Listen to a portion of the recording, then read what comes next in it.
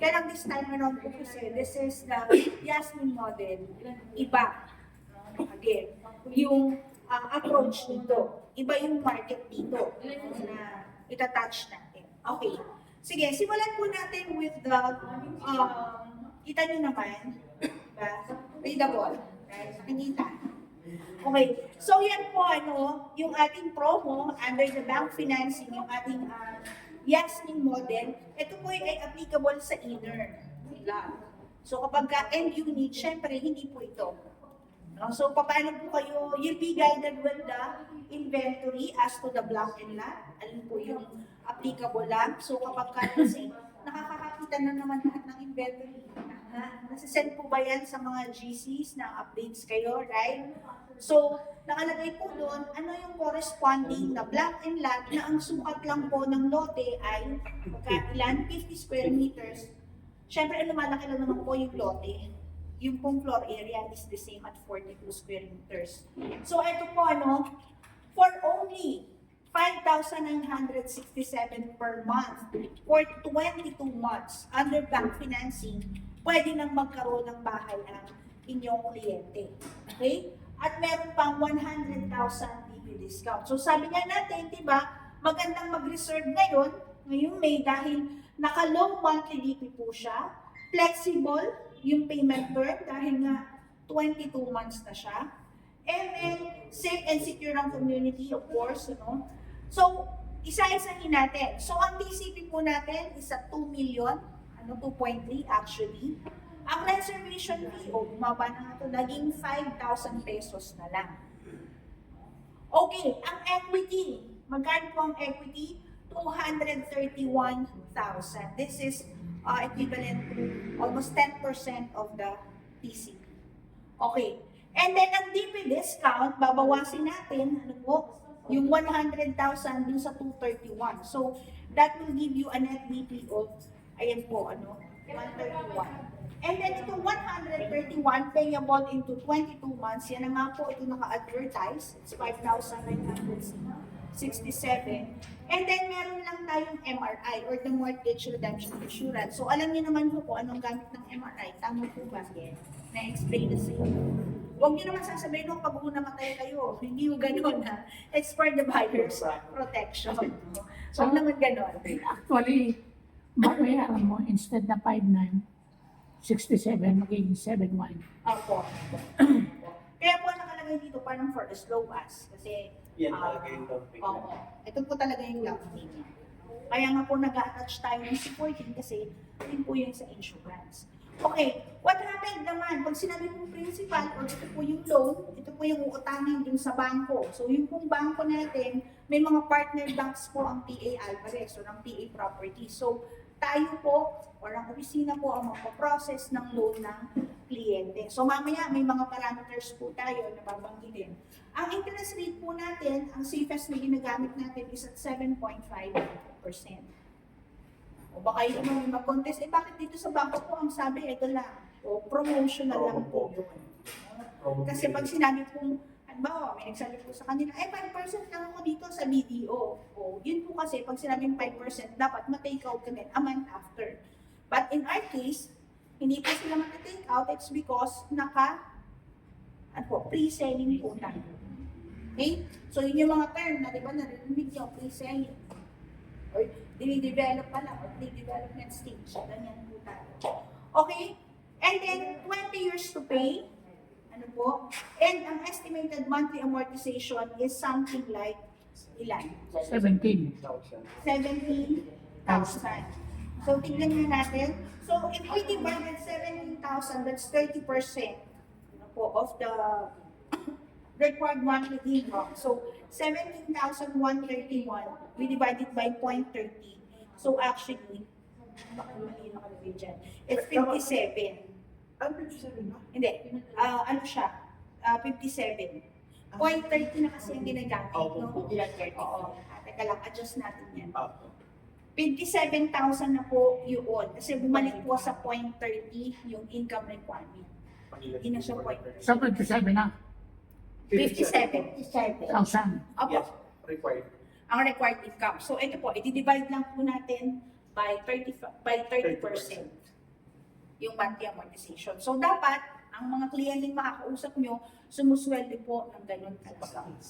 Almost 60. Yes, almost 60. O, safe na, 60,000.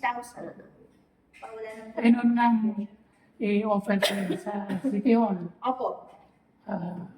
Nakita nila, yung 50,000, ba malaki, hindi mo kami sumusweldo ng gano'n. Or kaya, Government yun. kasi government po kasi talaga sila. So it means po, yun nga po, pasintabi na. Pero yun pong sitio, hindi po natin siya market. Hindi po natin siya market. Opo, hindi po yan ang market natin. Kasi siguro kung may makaka-afford man, pasintabi sa mga taga-city ko, ano po, it's May other income. benta kasi mababa. Totoo naman. Ano po. Pero we need also to check the following eligibility of the client. So one, no, dapat po yung kliyente employed. Makakapagbigay po ng income requirements or documents coming from the employer. Okay. Professionals. Yung professionals po, pwedeng yung mga engineer, doktor, na hindi affiliated into any private or government institution. So, kumaga, nag-run sila ng clinic. They are called professionals. Nag-run sila ng consultancy. Ayan. Professionals po ang tawag dyan. Plus, kung meron po silang business or mga business entities, so may tatlo pong kategorya yan.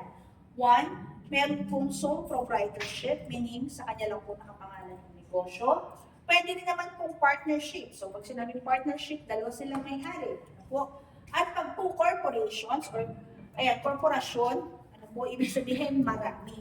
So dito ang titignan kasi, let's say, halimbawa, syempre, pag partner, di ba, iba-iba lang po, no, yung sa income.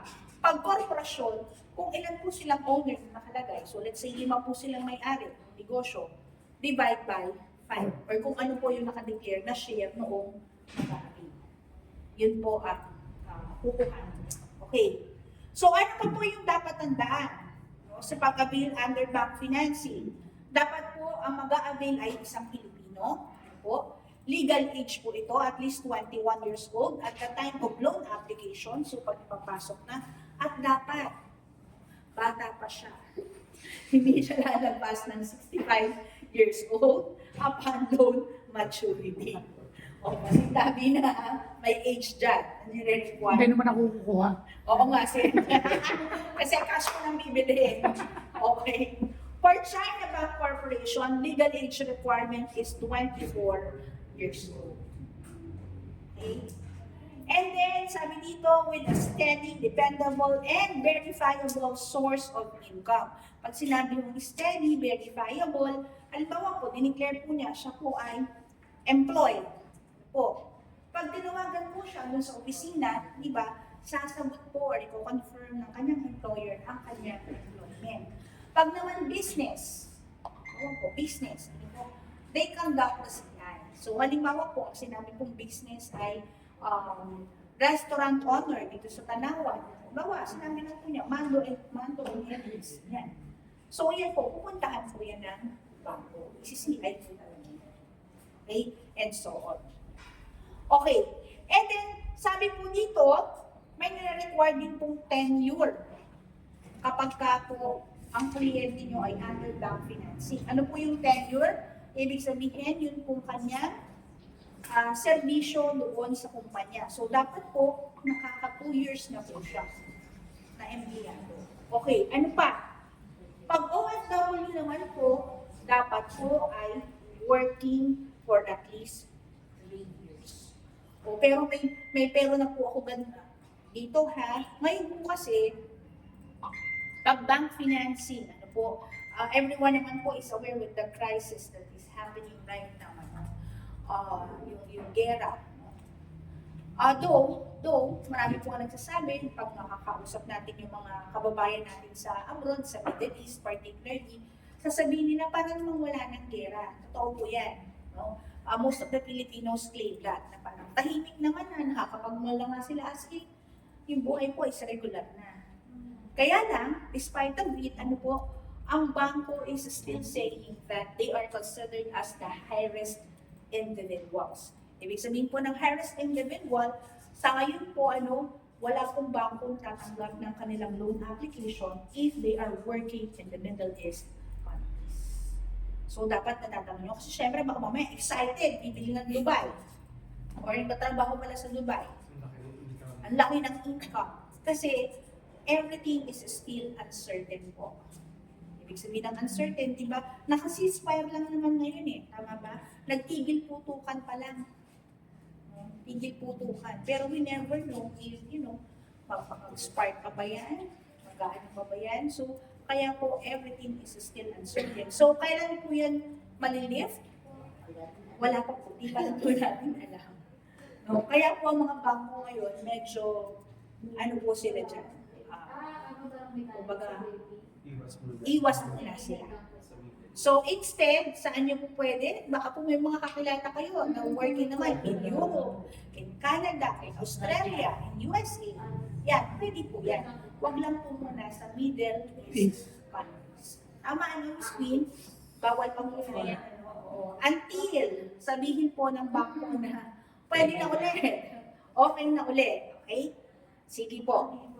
So, kung ang mga kliyente po ninyo ay OFW or working abroad, dapat po mag-a-appoint po sila ng attorney in fact. So, sino po ang attorney in fact? Preferably immediate family member of the client. So, bakit po nag-a-attorney in fact? Kasi ito po ang mag-a-act or mag-perform ng duties ng isang principal buyer such as what? Signing of the documents, po. Sabi, syempre, yung interview, lahat ng processes natin dito tungkol sa pag-avail ng bahay, ang gumagawa po niyan is the attorney in fact. So, para po i-support yan, dapat po ay mag-e-execute yan ng tinatawag po natin na SPA or Special Power of Attorney. So, ito po ay nire-require ng bangko na consularize or authenticated. So, ibig sabihin, kung let's say, nag-work po yan halimbawa sa Italy. So, nasan po ang consul or embahada natin? Nasa Milan. So, doon po nila ipapa-authenticate yung kanilang SPA. And then, dito po, ang ating pong attorney, in fact, is also subjected to CIMAC. Ang CIMAC po, ito yung tinatawag natin na Credit Management Association of the Philippines. So, ibig sabihin, pag po naging SPA kayo, i-check din ng bangko. Yes, may credibility check na din yung SPA. Sine-check na rin whether ito ba ay merong hindi na bayar credit cards, etc. Online lending. Yung even yung mga globe na yan, yung mga postpaid plans, cables, and all. Basta lahat po pertaining to utang, nakikita po sa CIMAC. Okay. Tapos, sabi din daw po dito, sino pa daw po ang po pwede? Ayan, lumabas na po dito, narinig niyo po yung LGBTQA. Yung mga same-sex marriages or same-sex relationship, bawa po babae sa babae, lalaki po sa lalaki. Ayan. Basta mapatunayan lang po ang kanilang partnership or relationship na established na, pwede na po silang mag-avail as co-owner. Or parang co-borrower po, co-maker. Yun po, yun yung mga bago sa bank financing. Dati kasi hindi po yan sinasabi. So, ito nga po, sinasabi dito, joint minimum monthly income is 50,000. Minimum lang po yan. Pero in the case of Yasmin po kasi, ano kinuha natin, it's 57,000. Or sabi nga ni Sir, huwag na natin bulagyan ng butan, is 60,000 na natin. Okay. And then, eto nga po, so, skip na natin kasi nasabi na natin yung kanina. Sige, punta na po tayo doon sa pag po ang kliyente natin ay isang professional or ito po ay isang business entity. Ano po ang kailangan? So, sabi po dito, kapag self-employed, yung professional should be practicing for at least 3 years. So, 3 taon. So, halimbawa, siya po ay doktor na hindi affiliated into any government or private hospital. Nagra-run siya ng sariling clinic niya. Ayan, dapat po 3 years na po ito nagra-run. Okay? And then kung naman po ito ay sole proprietorship, partnership, or corporation, dapat po ito ay duly registered with DTI or Department of Trade and Industry, or kapag ito po ay isang korporasyon, nakarehistro po ito sa Securities and Exchange Commission. Okay. And then dapat po, meron po itong proven track record in profession or industry. Kaya nga po dyan, hihingi po ng character reference. Ano po, makikita dun sa mga purchase application form natin. Minsan kapag halimbawa, yung mga businesses, may mga supplier. Kasi tinitignan din po dun, may bang magbayad to? May ganun po, no? Na pinipirmahan yung buyer. So parang disclosure po yan. And then dapat po inactive and profitable operations for at least, no? Dapat yan with active and profitable operations for at least 3 years for financial statement. Kaya nga po nanghihingi ng ITR. So, ito po kasi ang ating downside eh. Pag kalimitan po, dito sa mga negosyo natin dito sa Pilipinas, ang mga businesses po or mga ITR is under-declared. Meaning, ito po ang kinita, pero ang declaration nasa buwis na ito. No? So, hindi po pantay, hindi po balanse. So, ngayon, nahihirapan. Yun ang challenge, no?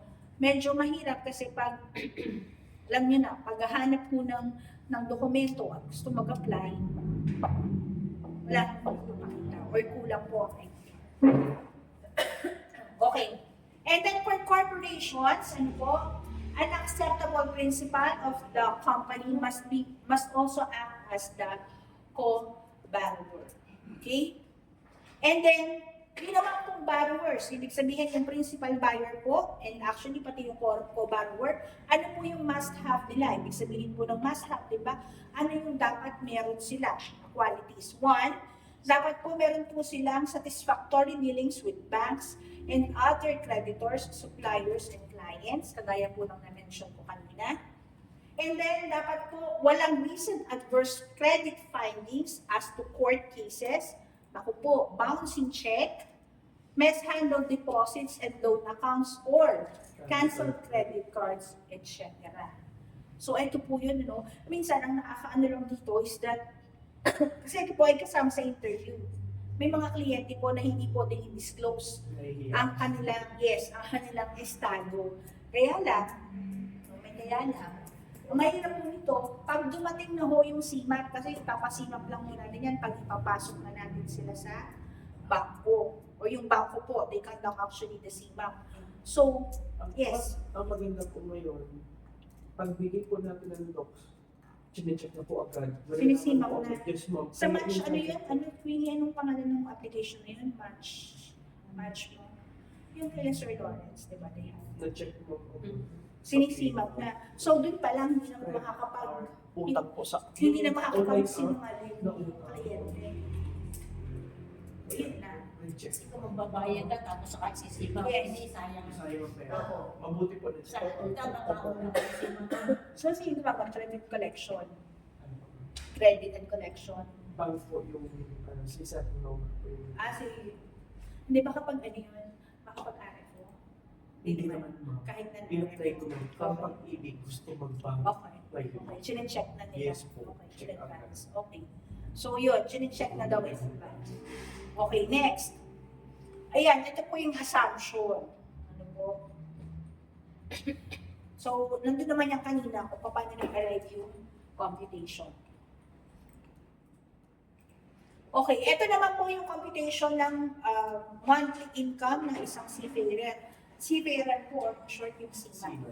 Okay, sa seaman po, ayan, monthly income per contract po ito. So, ibig sabihin po yung monthly salary reflected po sa contract. So, dapat ang contract po, sinasabi dito, merong POEA stamp to make it valid. So, dito po, counted po ang alin, yung allowance times, ayan, number of contract months divide by 12. So, example, ayan po, meron po siyang 1,000 US dollars yan actually. And then, ang contract duration po niya ay 8 months. So, minultiply po ito, 1,000 times 8. And then, divide po by 12, it's because 1 year. 1 year po kukunin. So lumabas po dito, 600, ayan, 66.67, or that's only 34,927, sabihin na natin. Yes. Peso naman. At peso. So, ibig sabihin po, pag yung mga seaman, hindi din po lahat ng seaman qualified. Kasi ito po yung mga seaman na unang sampa pa lang ng bago. Bago pa lang. Kaya po, mababa po pa ang sahod. So, at least, sabi nga natin, dapat at least aakyat ng 60,000 ang kanila pong monthly income. Okay. So, at least, guided na po tayo, paano po natin kukumpitin yun pong income ng isang seafarer. O kasi akala naman ba, ay, ang laki ng sinasahod, seaman. 6 months O, 6 months lang pala yung kontrata, tapos i-divide natin by 12. Opo. So, ano po ang mangyayari pag may loan difference or sabi dito, ano po yung mga dahilan? Bakit nagkakaroon ng loan difference? Sabi po dito, pag may mga existing loans, ayan, ano po, depende po yan kung yung co-borrower o yung principal buyer, insufficient ng income, overexposure, alam niyo po yung overexposure? Yung pag tinignan po, halimbawa ang payslip, lahat po ng pwedeng utangan. Kung yung PhilHealth ng utangan, may ulang din sa PhilHealth. No, yun po yung tinatawag na overexposure. Due to age, yun po kasi sabi nga natin kanina, dapat bayad po ang kliyente at the age of 65 years old. So dito rin po may catch ha. Halimbawa po ang principal buyer, halimbawa po ay yung anak. Tapos ang tatay po ang co-borrower. Ngayon, regardless po kung sino po sa kanila ang principal buyer, ang susundin pa rin po ay yung income. age noong mas matanda. Ay, how about man pag sa income? Hindi. It doesn't matter dun sa income. Ang income kasi, ang income naman, kung sino ang mas malaki ang income, yun ang principal buyer. Paano kaya bang yun? Unless mag-asawa sila, Kung pwede. ganun na po ang nangyari nung age to, pero maliit ang income niya, ito mas bata na mas malaki na. Hindi, ang tinignan pa rin doon would be the, yung age pa rin ng mga borrower, yun pa rin ang Pero titignan. ang term ng loan, masusunod yung may edad. Oo. Kung sino yung malaki ang income, yun ang magiging principal buyer. Tapos term And then, ng loan, kung sino ang mas yung may edad, yun pa rin ang susundin.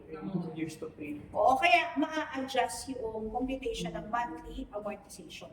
Okay? So, due to age and, ayan, ito po kasi yung iba sinasabi ng iba, no? Ano po ba ang magiging gamit ng unit? Is it for primary use or secondary? Yung secondary, ay hindi, bahay bakasyon na lang Yun nga natin po. yan.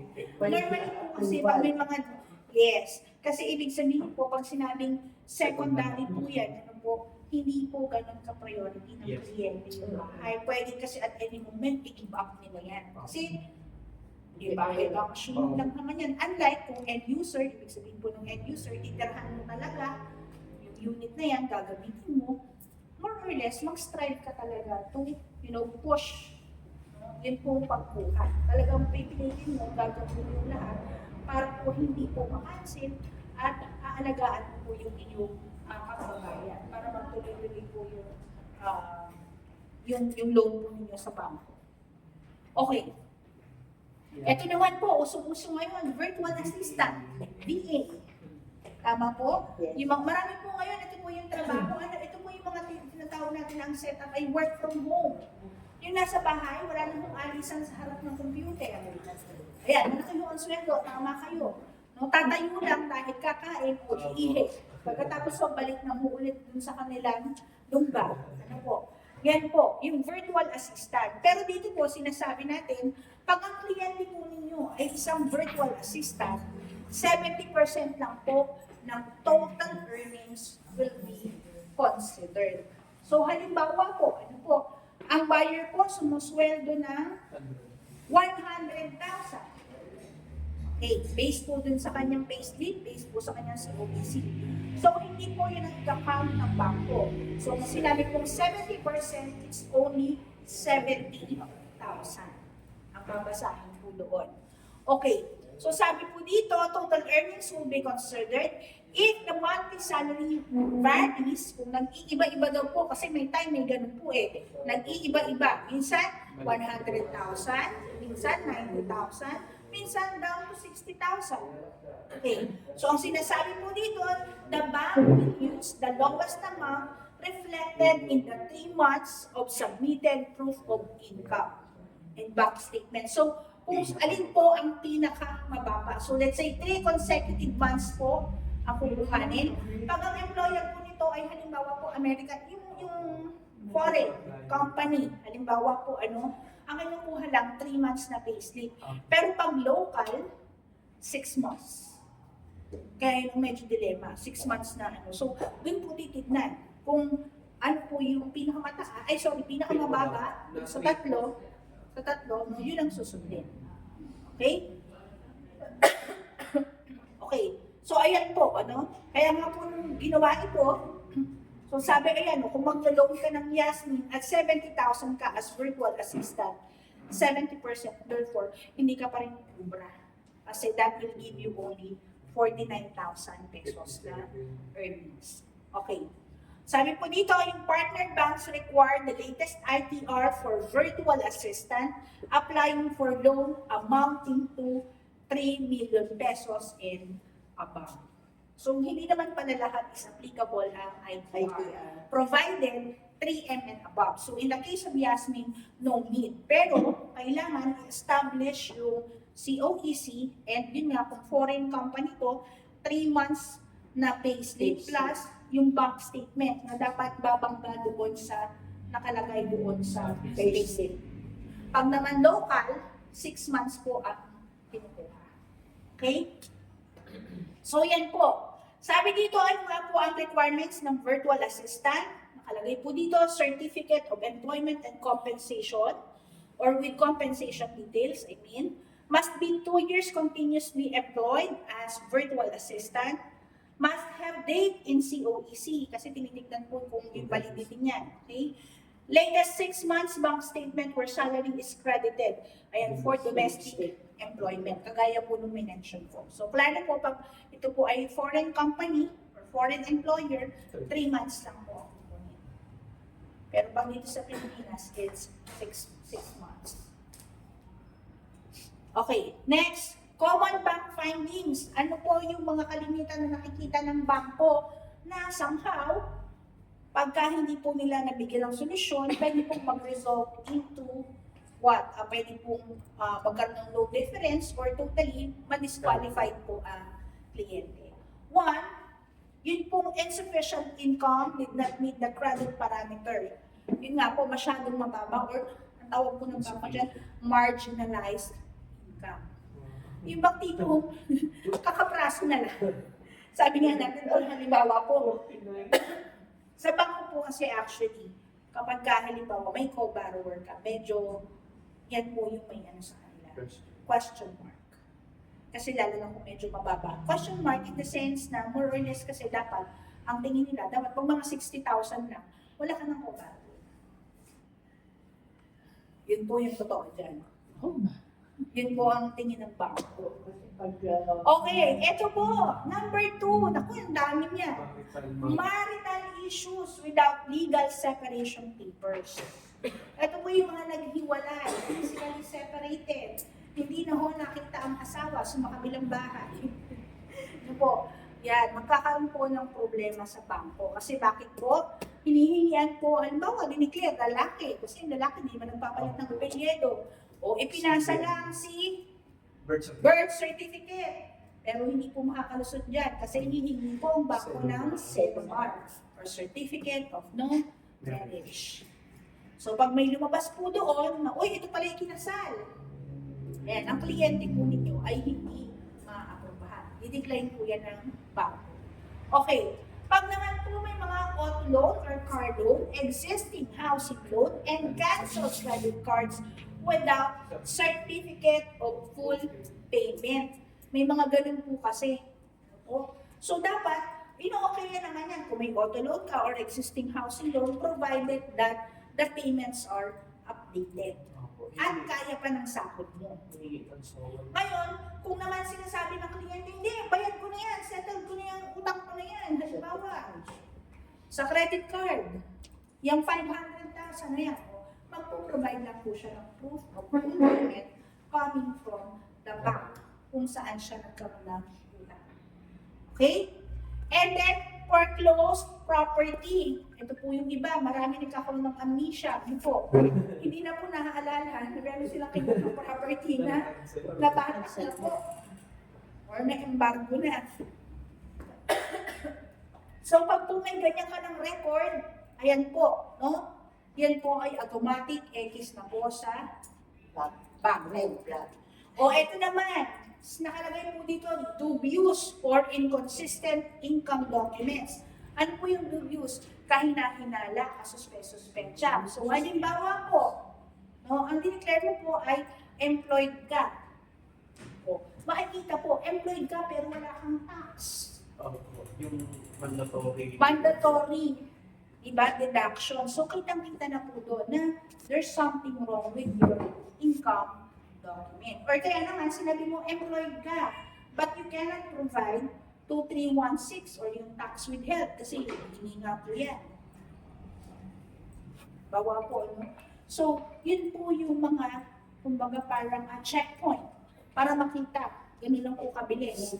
Makita kapag inconsistent ang document ng iyong kliyente. And then next is unverified employer or unverified business. Yun pong employer, halimbawa po ang sinabi po niya siya po ay employed, halimbawa sa, halimbawa po sinabi po niya siya po ay empleyado sa City Hall. Halimbawa lang, department head or kung anumang head siya daan sa munisipyo, sa City Hall, na mataas ang sweldo. So, kailangan po, the HR of the City Hall will confirm yung kanyang employment.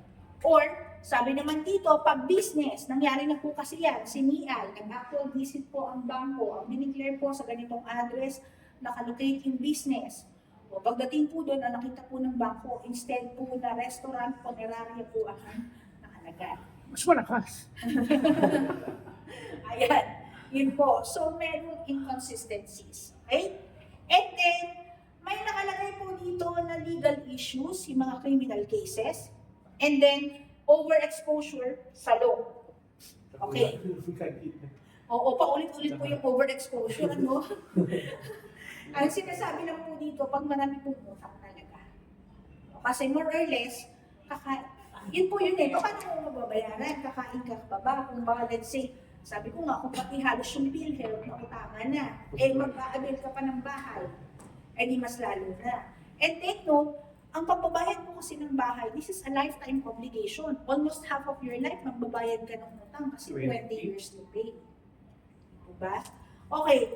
So, paano daw po magbabayad ang kliyente ng underbank financing ng kanyang monthly amortization? So, sinasabi po dito, pwede mong i-arrange yan via ADA o yung auto-debit arrangement sa bangko. So, yung auto-debit po, halimbawa, pag sasabihin po, halimbawa po siya ay nasa security bank. Sabihin lang po ng security bank, sige, mag-ayos ka dito ng auto-debit. So, halimbawa po, every 5th of the month, no, dapat lang po may pondo yung kanyang account. And then, every 5th of the month po, makakaltas na po doon yung corresponding monthly amortization. Okay, what if yung borrowers po inquires prepayment of the loan? So sabi naman daw po dito, wala daw pong prepayment penalty or pre-termination. So dati kasi meron yan, pre-termination, may bayad. Partial or full prepayment is allowed. Ano po? Payment application, if paid on a repricing date. Ano po? So nakalagay po dyan yung mga conditions and so on. Okay, next. Yung buyer's requirement, ito po yung original consularized oath of allegiance. Ano po? Ito po ay original W9. Ito po yung mga mga former Pilipino. Hinihingan po niyan. Yung halimbawa nag-dual citizen. Yan po yung mga hinihingi. And then ang acceptable IDs natin would be the UMID ID or yung Unified Multipurpose ID, Voter's ID, passport, postal, driver's license, and PRC ID. So pagdating naman po sa developer, ang requirements po natin, yung original and notarized contract to sell, so sa atin po yan, purchase application form with reservation agreement, General Purchase Terms and Condition or yung GPTC na pinirmahan ng kliyente at lahat po ng terms and conditions ay na-discuss at nag-okay po ang kliyente. So yan po yung mga hinihingi po natin na part of the requirements. Okay. So eto po, puntahan lang po natin, meron lang po kaming ipapasuyo dun po sa mga nagagawa po ng tripping kasi minomonitor din namin nakakailang tripping ba tayo dito. Like dito sa Nagvista. Po, alam ko kung nag-send na po naman siguro ng mga link yung inyong mga sales director, pero pasuyo na lang din po, may link po, pitindutin nyo lang yan. Hindi nyo po kinakailangan i-disclose yung buong pangalan ng kliyente nyo. Pindutin lang nyo lang po yung link, magsasend na po yan, ay dadalhin na po kayo dun sa para lang kanilang po. Halimbawa po, si Tita Jo, nagpa-tripping po kayo, ay nag-tripping po kayo, makita lang po namin, din ba nag-tripping dito sa Yasmin? Okay.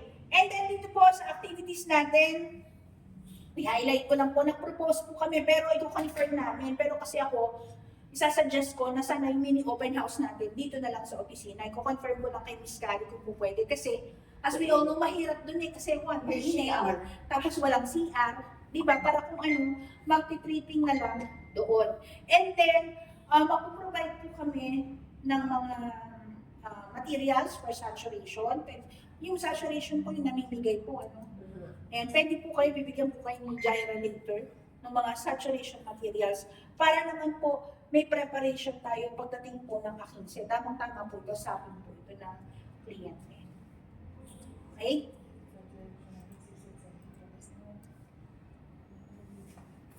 So, ayan po. No? Yan po yung all about Nagvista Tanawan updates.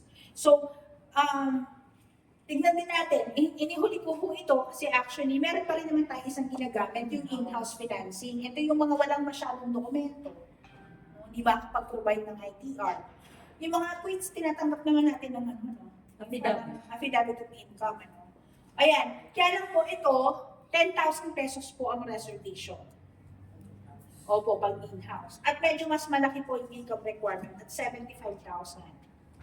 Yan po yung nire-require natin. Kasi dito more in fishing Oo, may mga negosyo dito yung mga tao. ang mga tao. May mga malalaking bukiran, di ba? Hindi mga nagpapatanim. Pwede silang Pwede sila dito. sa ilang. Ayan, sa inyo. Positive potential. Okay? May question pa po? Wala nga. Sayang 15 yung mga years hindi umaten. Oo. Dapat may additional Oo, na kasi sila. para alam nila kung paano ibebenta yung bangko. Kasi syempre, tama naman, di ba? Mababa, oo. Pero dapat alam din nila how to sell it. Kasi may mga dapat i-check. Oo. Kasi baka masaya. Di ba? Kung hindi nila alam, mag-qualify nila agad. Kasi mahirap po, pag ang kliyente nadala na dito sa office, and yet only to find out, hindi po pala qualified. Kasi one, for some reason, meron po palang decline or na-cancel na credit card. Di po ba? O tapos, yan, hindi pala regular pa sa trabaho. Isang taon pa lang as virtual assistant, magkakaroon tayo ng problema. Kasi yung sa virtual assistant, doon sa IT, kasi most doon sa project natin sa EDESA, yun yung problema nila, yung ITR nila, Oo. kasi mostly hindi nag-face. Buti dito, below 3M, so hindi na kailangan yung Sa akin, ma'am, kasi 3.1 Oo. na. Yes. ay also nag-a-avail yun is virtual assistant. Yes. Marami po nag-a-avail. Oo. Sila ang malaki ang sako. At saka, ganito po, minsan, basta i-qualified lang po. Pag na-approve naman natin dito, pag na-approve, okay naman po. Kasi meron kaming client, approve ng China Bank, nag-worry na siya. Palagi na yung loan niya kasi sa atin may pag-ibig dito kasi wala. Siya po ay palagi na loan niya. Pag hindi siya approve ng bank, pag-ibig na lang, ma'am, pag meron siyang credit card, ma'am, na-approve. Kaya kailangan pa rin lang talaga, maganda pa rin pinaka-approve. Kasi once na-approve, okay, kahit may ma'am. Hindi kasi depende kasi sa amount yata yan. So, but like, 2M ma'am. ha? 2M. 2M din?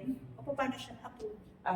Sinabi lang po niya na yung niya, yung may siya sa credit Baka card. matagal sa credit card na Hindi ko alam kaya maganda talaga na lang pinapa-approve na makita para ipalagay So yung yun, pwede naman yun. Huwag yun nga lang, we need to do an extra effort with,